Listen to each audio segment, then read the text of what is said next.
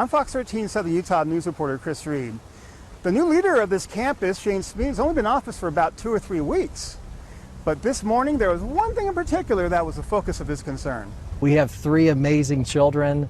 One of them just passed his driver's test a few minutes ago. You know, I was excited because he called me just 20 minutes ago and he said, "Hey, I've got good news. I passed my test." I've actually been the instructor for all 3 of my children. With leading his children to their driver's seat out of the way, Smeed takes the wheel at the growing university in St. George. The Provo, Utah native comes from leading Park University in the Kansas City area for the last 5 years. He arrives just as the school confirmed an outside investigation into previous president Richard Biff Williams.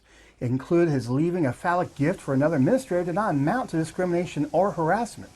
There's still an ongoing federal lawsuit by the 3 employees who say they were falsely blamed as the gift givers. I really can't speak about those from the past. I don't know them, but what I can tell them is about me. And I think we go further when we work together.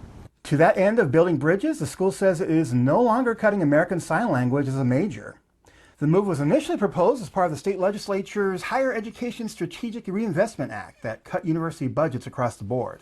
That's a great example of really getting more information and getting feedback from our students who have been really engaged in this process. And that's the kind of collegiality, the collaboration that we want at the university. It allows us to go back and reframe our proposal. Smeed will be on Capitol Hill this week to meet with legislators who he views as partners. But one of his first meetings when he arrived on campus was with faculty who gave the previous administration a no-confidence vote. In fact, it's less about budget cuts and more about a reinvestment plan.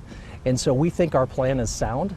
And as part of that plan, approximately a dozen faculty positions will be created in the process as we submitted our plan. I think that they know I'm going to be faculty supportive and understanding what their needs and wants are. The question of higher education has been under fire. But the reality of it is that college graduates still make $1.2 million more than those with a high school diploma. Don't expect this to be a stepping stone in Smeed's career. I've fallen in love with this Washington County, with the residents, with the community. This is the forever home. It's the first time I've ever been able to say that. From Utah Tech, Chris Reed, Fox 13 News, Utah.